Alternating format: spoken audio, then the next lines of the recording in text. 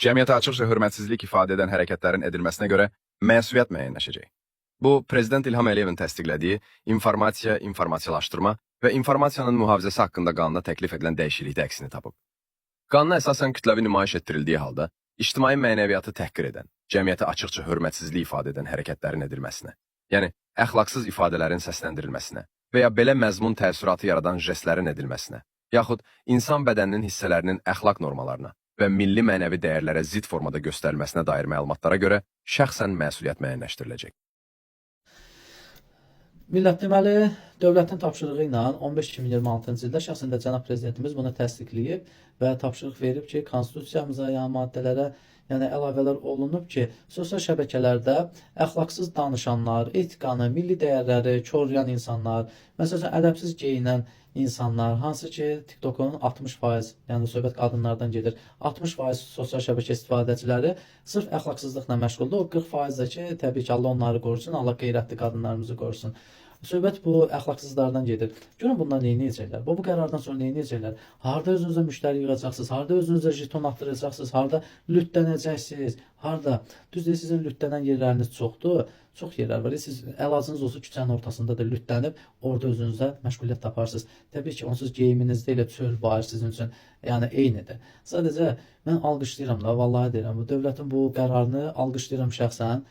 Allah bu qərardan daha da möhkəmini eləsin və buradan da səslənirəm, media, ay media, xalqın əxlaqını pozan media, ay zaurlar, ay xoşqədəmlər, ay nə bilim digərləri, elgizlər, nə bilim kimləri deyim, hansı ki söhbət o insanları, abırsız insanlar çıxardırlar, qeyrətsiz bəzi insanlar çıxardırlar, hansı ki arvadı qaçıb düşüb onu axtarır, o bir qeyrətlərə çıxardırlar efirə, 3 uşağını qoyub qaçan anaları çıxardırlar efirlərə.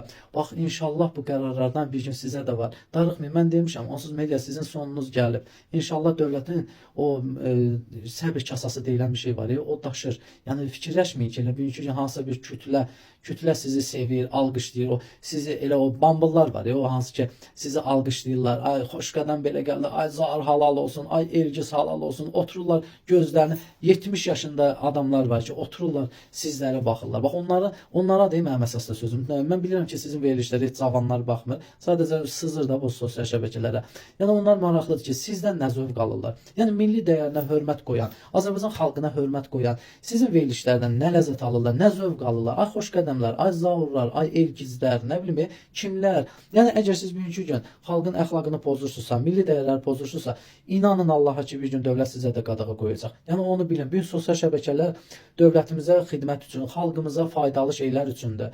Yəni bunlar üçündür. Ay media, ay aparıcılar, o bəzi aparıcılara aiddir. Yəni bilin ki, bir gün o qadağalardan sizə də var. İnşallah ki, Allah xalqımızı qorusun. Fərq eləmir. Sosial şəbəkədə, mediamızda milli dəyərlərə söykənən xalqımızın, dövlətimizin qeyrətini, mənəviyyatını, hər bir şeyini qoruyan hər bir kəs Allah qorusun. Allah dövlətimizi, xalqımızı qorusun. Belə qərarlar mənə ləzzət edir şəxsən. Çünki mənə vacib olan bu ölkədə biz ac da yaşaya bilərik, susuz da yaşaya bilərik, nə bilim, hansısa bir çətinlikləri də ola bilər. Ancaq bu qeyrət məsələləri, milli dəyərlər mənim ən ağır yerimdir, ən yaralı yerimdir, hansı ki mən millətimi sevən bir patriotam. Allah xalqımızı, dövlətimizi qorusun. Var olun Azərbaycan xalqı, belə qərarlardan çox olsun. Ay TikTokdakı pozğunlar, gedin özünüzə başqa yer tapın. Vallahi sizin yeriniz burada yəni məhdudlaşır. Var olun Azərbaycan xalqı. Buradan salamlayıram Azərbaycan qeyrətli, şəxsiyyətli.